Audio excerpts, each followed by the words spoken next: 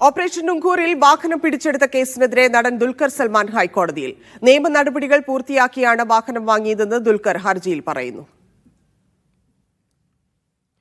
അഹമ്മദ് മുസ്തഫ ചേരുന്നു. മുസ്തഫ, എന്തൊക്കെയാണ് ഹർജിയിലെ ദുൽഖറിന്റെ ന്യായങ്ങൾ? ഏറ്റവും പ്രധാനപ്പെട്ട കാര്യം, ഈ വാഹനം താൻ കൈവശം വെച്ചതും ഇറക്കുമതി ചെയ്തതുമൊക്കെ നിയമപ്രകാരമാണ്.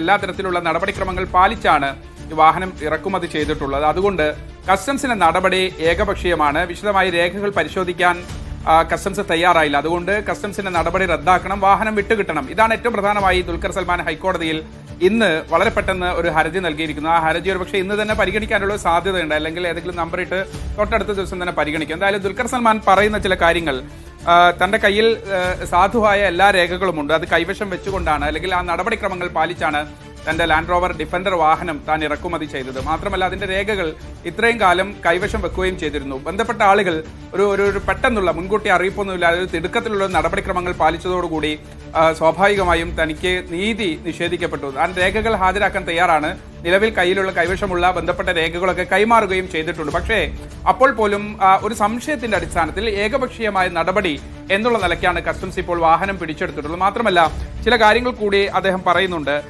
ഏതെങ്കിലും തരത്തിൽ ഈ വാഹനം പിടിച്ചെടുക്കലിന് ബന്ധപ്പെട്ട നിയമപ്രകാരമുള്ള നടപടിക്രമങ്ങൾ പാലിച്ചിട്ടില്ല. ഒപ്പം തന്നെ തന്റെ കയ്യിൽ എല്ലാ രേഖകളും ഉണ്ട്. അതോടൊപ്പം തന്നെ അദ്ദേഹം പറയുന്നു, ഈ വാഹനം ഇങ്ങനെ ഇതിന്റെ രേഖകൾ തെളിയിക്കാനും അല്ലെങ്കിൽ ബന്ധപ്പെട്ട പരിശോധനകൾ പൂർത്തിയാക്കാനും ഒക്കെ എപ്പോഴാണ് ഈ വാഹനം ഇനി വിട്ടുകിട്ടുക എന്നറിയില്ല. അത്രയും കാലം കസ്റ്റംസിന്റെ കൈവശം വെക്കുമ്പോൾ ആ വാഹനത്തിന് കേടുപാടുകൾ സംഭവിക്കാനുള്ള സാധ്യതയുണ്ട്, അതിന്റെ യഥാർത്ഥ മൂല്യം നഷ്ടപ്പെടാനുള്ള സാധ്യതകളുണ്ട്. സ്വാഭാവികമായും അത് തനിക്ക് വലിയ നാശനഷ്ടം ഉണ്ടാക്കുമെന്നതുൾപ്പെടെയുള്ള കാര്യങ്ങൾ പറയുന്നുണ്ട്. ഒപ്പം തന്നെ ഇതിപ്പം ഒരു കേസ് വരുന്നു, വലിയ പ്രശസ്തി അല്ലെങ്കിൽ ഒരു ന്യൂസ് അട്രാക്ഷൻ എന്നുള്ള നിലയ്ക്ക് സമൂഹ മാധ്യമങ്ങളിലും അതോടൊപ്പം തന്നെ വാർത്താ ചാനലുകളിലുമൊക്കെ വലിയ വാർത്തയായി വരുന്നു. അത് ഈ വാർത്ത ഇങ്ങനെ റെയ്ഡ് നടത്തുന്നു അല്ലെങ്കിൽ ഇതുമായി ബന്ധപ്പെട്ട ഒരു കൃത്രിമം നടത്തി എന്നതുൾപ്പെടെയുള്ള ഒരു സൂചന നൽകിക്കൊണ്ട് കസ്റ്റംസ് ഉദ്യോഗസ്ഥർ തന്നെ ഇക്കാര്യം ബന്ധപ്പെട്ട മാധ്യമങ്ങളെ അറിയിച്ചു. അത് തികച്ചും തെറ്റായ ഒരു നടപടിയാണ്. അവർക്കൊരു സംശയം മാത്രമാണ് ഉണ്ടായിരുന്നത്.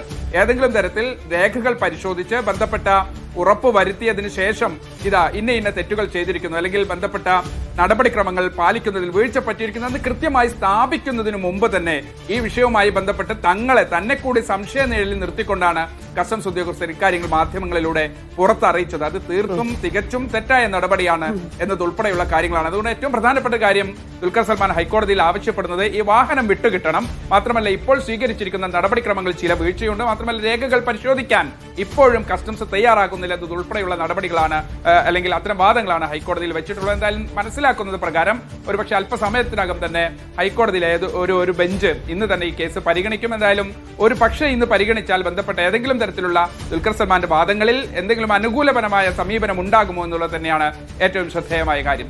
അതാണ്, അതായത് ഇത്രയും കാര്യങ്ങൾ ചൂണ്ടിക്കാട്ടുന്നുണ്ട്, എല്ലാ രേഖകളും കൃത്യമായാണ് ചെയ്തത് എന്ന് പറയുമ്പോൾ ഏത് തരത്തിലായിരിക്കും കോടതി അത് പരിഗണിക്കുക? കോടതിയുടെ ഭാഗത്തു നിന്നുള്ള നിർദ്ദേശങ്ങൾ അല്ലെങ്കിൽ അന്വേഷണവുമായി ബന്ധപ്പെട്ടുള്ള പരാമർശങ്ങൾ ഉണ്ടാവുക എന്ന് തന്നെയാണ് പ്രതീക്ഷിക്കുന്നത്. ഇന്ന് പരിഗണിക്കാനുള്ള ഒരു സാധ്യത എത്രത്തോളമാണ്? ഒപ്പം തന്നെ ഇതുമായി എങ്ങനെയായിരിക്കും ദുൽഖർ ഇപ്പൊ കോടതി ഇന്ന് പരിഗണിച്ച് എന്ത് തീരുമാനമെടുത്താലും ഏത് തരത്തിലായിരിക്കും മുന്നോട്ടുള്ള നീക്കങ്ങൾ നിയമപരമായിട്ട്?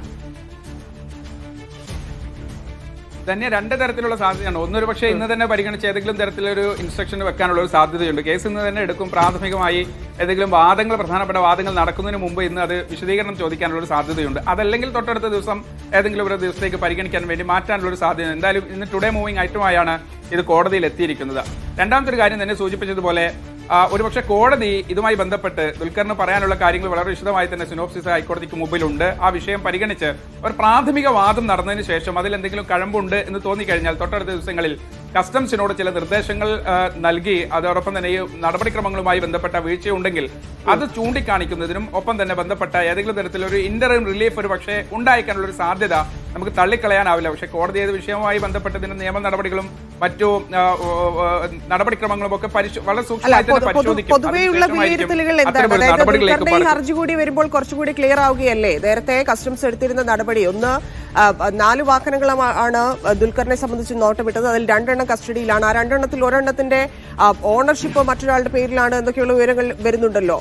ഒരു വാഹനമുള്ളത് അതിന്റെ എല്ലാ നിയമ നടപടികളും പൂർത്തിയാക്കിയതാണ് എന്നും പറയുമ്പോൾ അതിൽ വീഴ്ചയുണ്ടായി എന്ന് തന്നെയല്ലേ വിലയിരുത്തപ്പെടുന്നത്?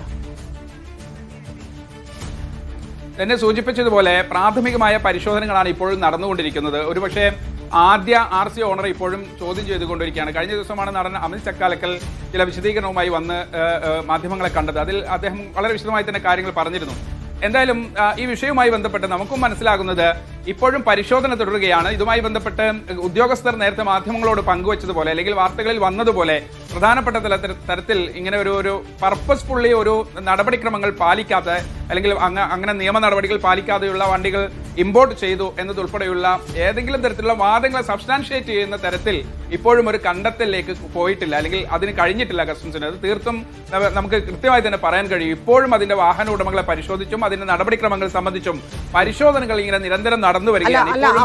അതായത് ഇതിലെ എല്ലാ നിയമ നടപടികളും പൂർത്തിയാക്കിയാണ് ഈ വാഹനം വാങ്ങിയതെന്നും വാഹനം വിട്ടുകിട്ടണമെന്നും ദുൽഖർ ഇപ്പോൾ പറയുന്നുണ്ട്. പക്ഷേ ഇതേ രേഖകൾ തന്നെയായിരിക്കില്ലേ കസ്റ്റംസിന് കിട്ടിയത്? പിന്നീട് എന്തുകൊണ്ടാണ് തുടർ നടപടികളിലേക്ക് കസ്റ്റംസ് നീങ്ങിയത് എന്നുള്ളൊരു ചോദ്യമുണ്ടല്ലോ.